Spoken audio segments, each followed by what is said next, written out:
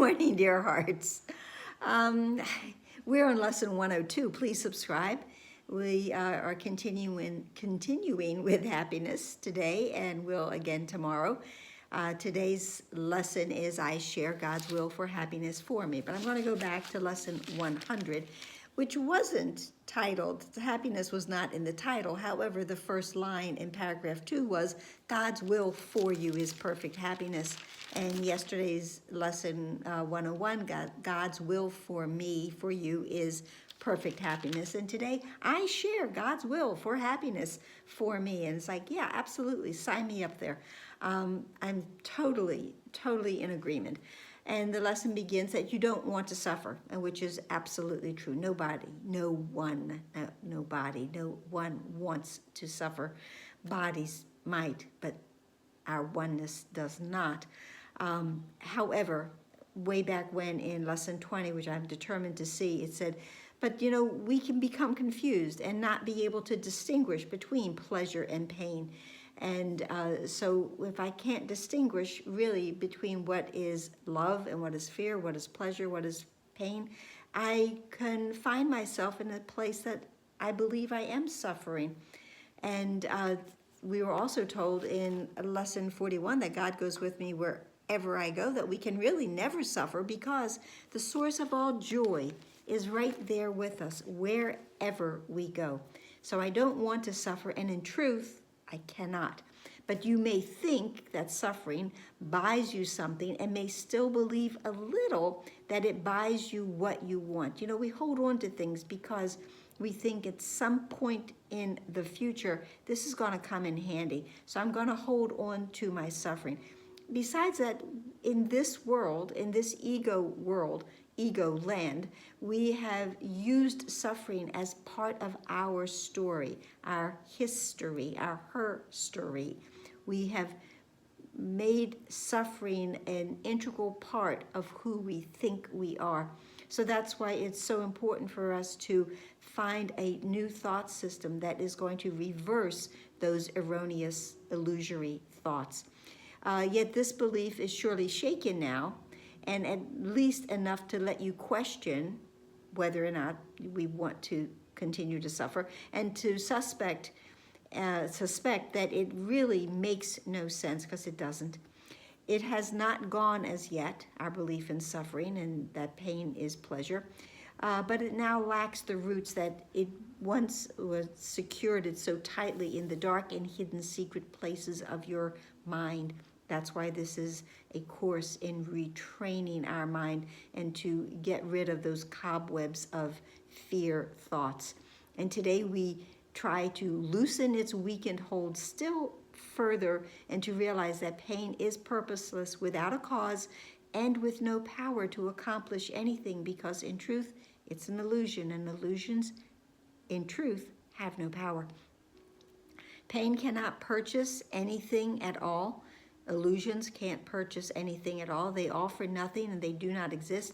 And everything you think that it offers, the suffering or the pain, is lacking in existence like itself.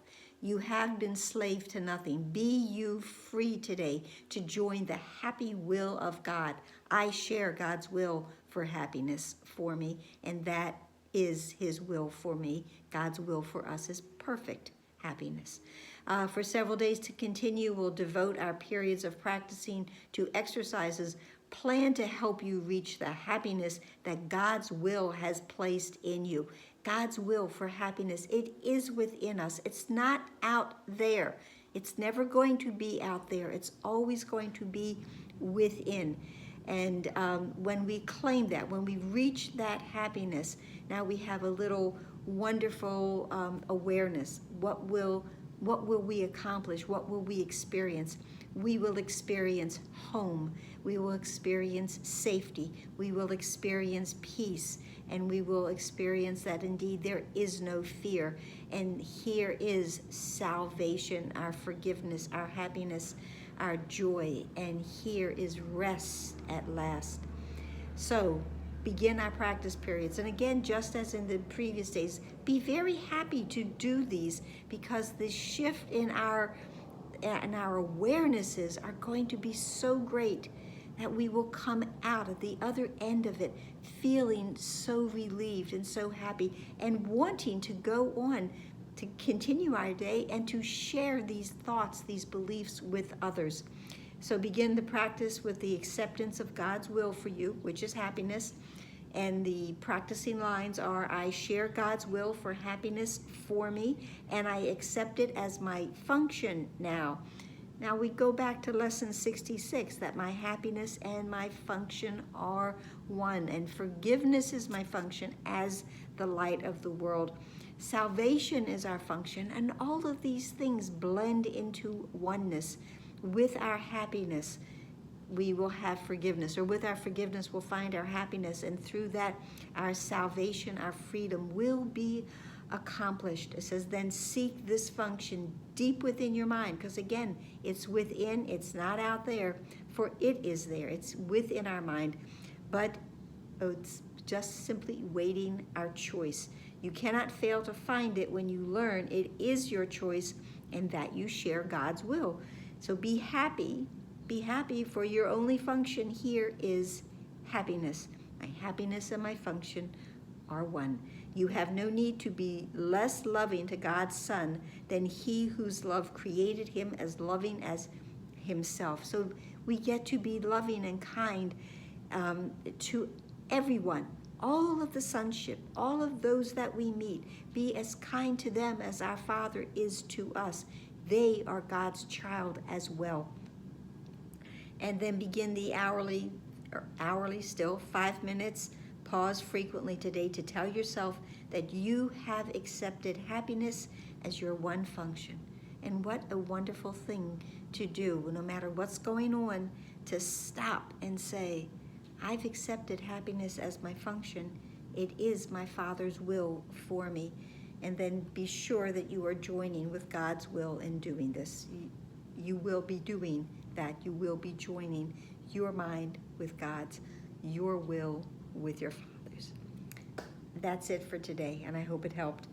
Please like, please share, please subscribe. Please see how beautiful that orchid is. And the other one, Isabella, I call it, the beautiful white one, bloomed about 1 year ago.